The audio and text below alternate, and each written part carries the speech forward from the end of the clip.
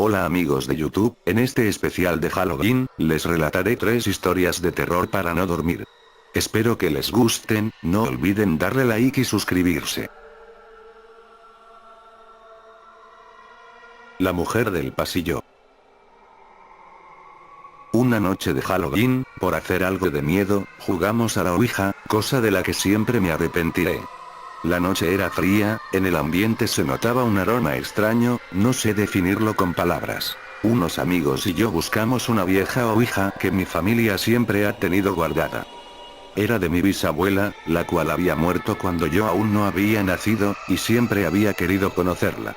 Mis amigos hacían eso por diversión, yo por un fin, puesto que quería hablar con mi bisabuela.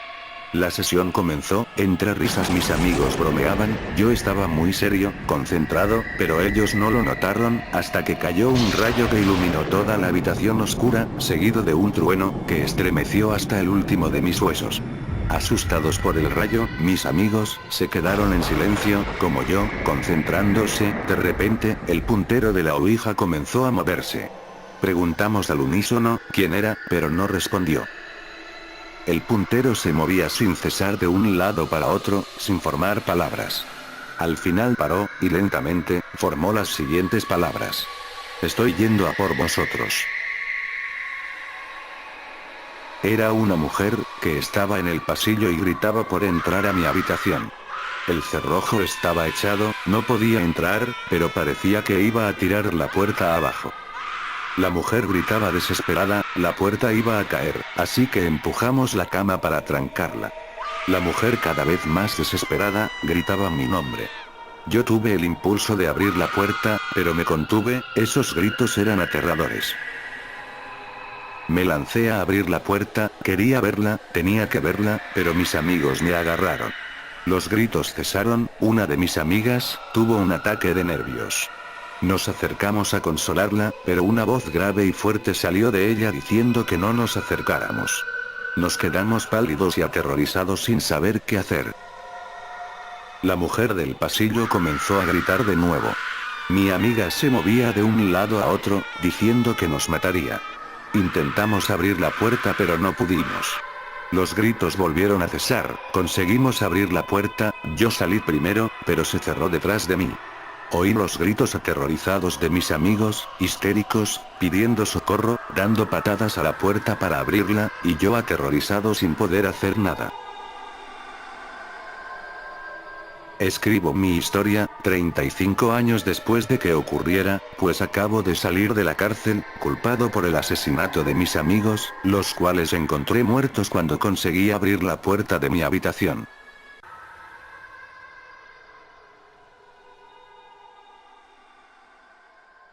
La chica de la curva.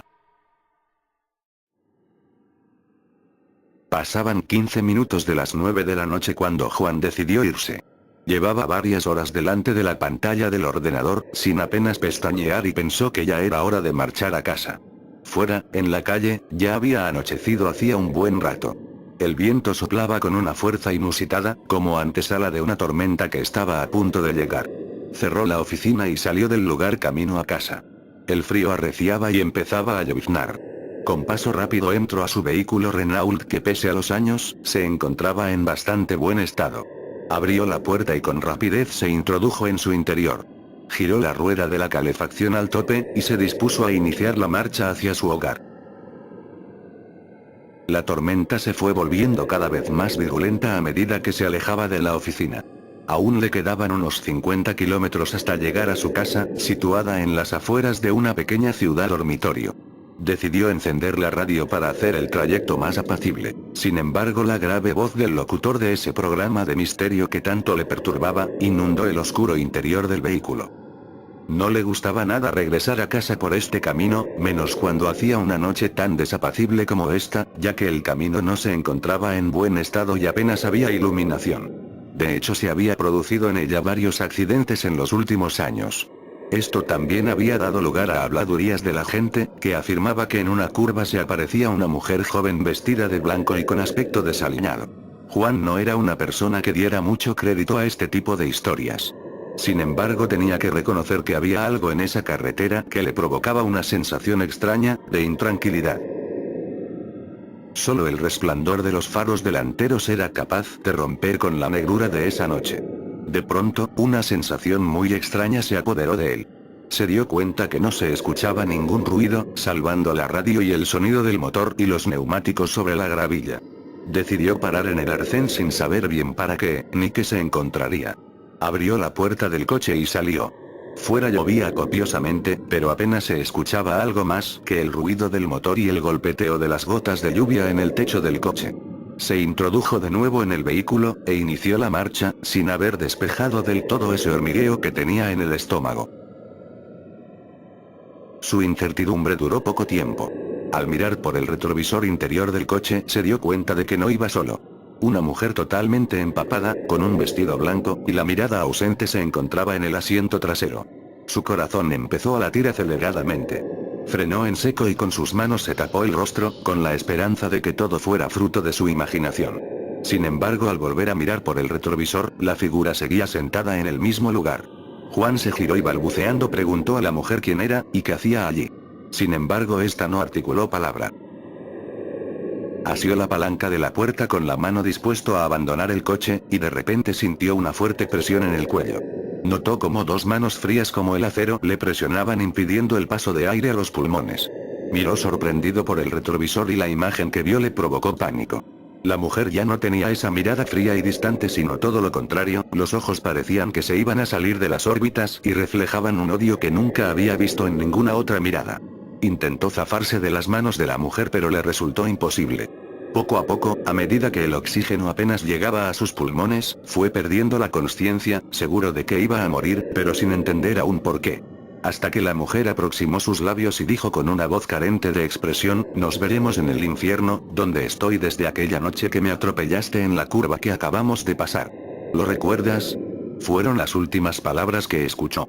Después reinó la oscuridad más absoluta. La escuela maldita. Quiero contaros una cosa que sucedió en mi pueblo, esta historia es verdad, al menos eso dicen, pero a mí me puso los pelos de punta al escucharla. Todo empezó hace muchos años, en mi pueblo, que por aquel entonces solo era un pueblito más de los muchos perdidos entre las montañas de Asturias.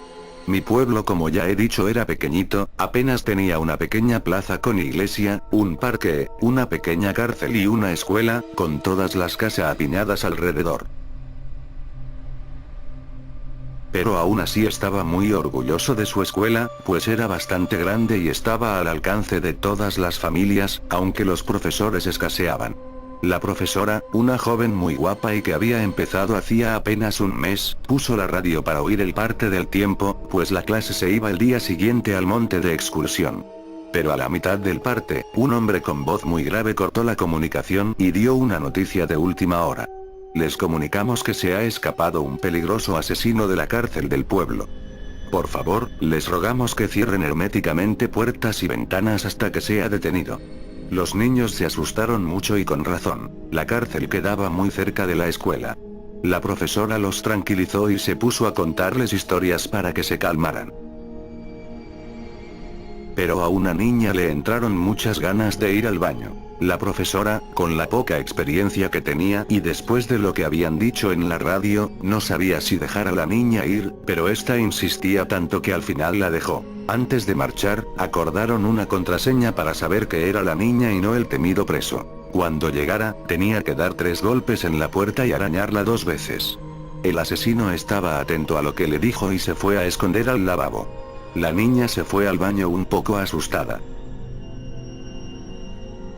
Cuando el preso vio acercarse a la niña, la agarró y la torturó sin piedad y luego le cortó la cabeza. La profesora estaba ya preocupada, habían pasado 30 minutos y la niña aún no había vuelto. Pero de pronto, en la puerta se escucharon 3 golpes y 2 arañazos. Es ella, pensó la joven. Pero al abrir la puerta, se encontró con el cuerpo sin cabeza de la pobre niña, que a la vista se notaba que fue golpeada y torturada de forma muy macabra.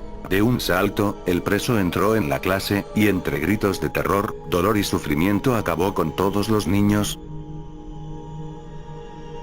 Solo la profesora quedó con vida, la cual logró saltar por la ventana y huir del lugar. Hoy en día está en un psiquiátrico, no puede parar de repetir una y otra vez. 3 golpes y 2 arañazos, 3 golpes y 2 arañazos.